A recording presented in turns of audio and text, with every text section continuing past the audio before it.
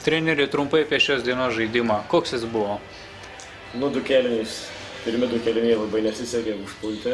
Matėsi, kad jie mūsų derinius žinojo. Buvo išstudijavę.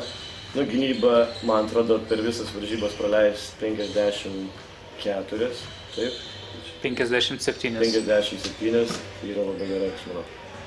Tai 2 kėlinius gynėmės irgi gerai, bet tik labai nesisekė puolime. Būdas labai prastai pataikėm pradžioj. Paskui antroji pusė padėjom pataikyti, tik keletą tritaškių įmetėm. Užpuolėm.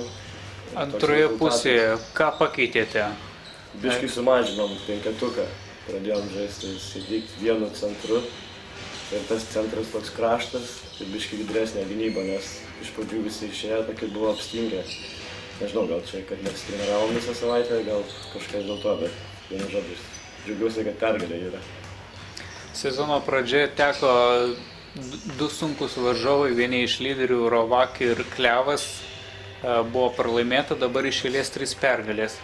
Komanda įsivažiuoja, o kaip reikalas? Jo, dabar jau matosi, kad susižaidėm, nes atėjo gal 7 nauji žmonės.